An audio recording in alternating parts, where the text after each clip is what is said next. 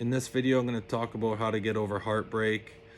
I used to be absolutely horrible. I used to take breakup and rejection so personal. And now it's like you could show me my twin flame, my soulmate, and if things got toxic, it would be like, 15 minutes later, I'm over it.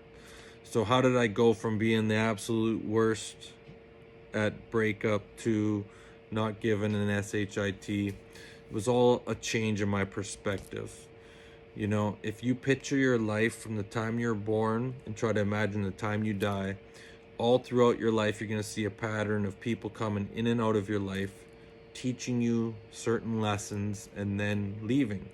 And if you were to zoom out and see things from a soul's point of view, before you incarnated, you had a soul family, and you're like, okay, if I'm at this stage at this time of my life, I want you to come in and teach me this. And if I'm at this stage, then I want you to come in and teach me that. And so we have people come into our life that are only meant to be there for a certain amount of time. When I got divorced after 22 years, I was with someone that I thought was physically gorgeous, and it was very hard to separate. There was many reasons, but that was a big thing.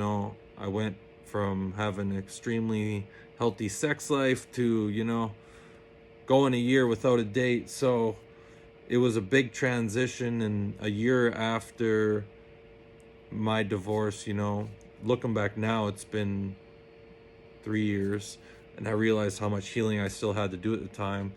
But a year after, I figured I could go out and do some dating, and I came across this woman, this Russian girl that I just thought was like created specifically for me. Like from head to toe, every inch of her body was absolutely gorgeous.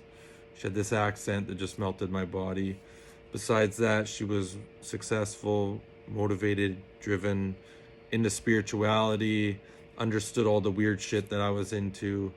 And when I had to come to the realization that that wasn't going where I hoped it was, it messed me up. And if I had to be honest, it took me the better part of a year to get over. I just kept telling myself, I'm never going to find someone that I find physically as beautiful, that's into spirituality and all these things. And, if you are in this situation where you're telling yourself, oh, I'm never going to be able to replace this person, if you look back in your past dating career, have you ever experienced being with someone where you thought you couldn't get over them, and then you met the next person that you thought you couldn't get over, and then that ended, and then you met the next person that you thought you couldn't get over?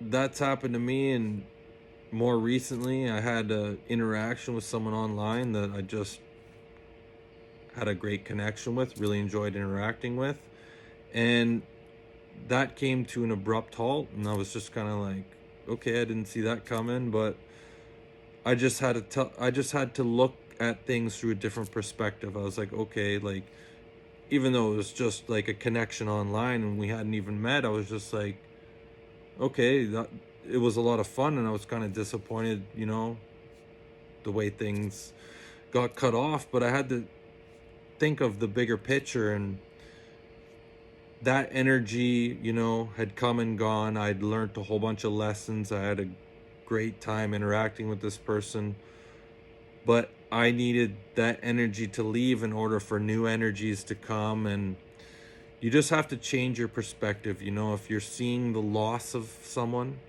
try to focus on all the things you gained. What did you learn? How much stronger are you now? When you're on your deathbed, are you going to be grateful for those times?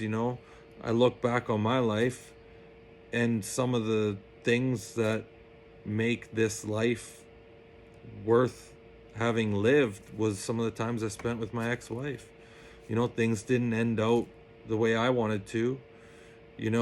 After my mom died and I had the spiritual awakening, I came to the realization that my marriage was no longer healthy. However, we had this brand new, beautiful home.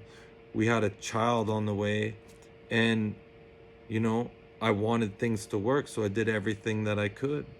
I quit drinking. I went to shamans. I went to Reiki healers. I even went to marriage counseling on my own because my wife at the time was unwilling.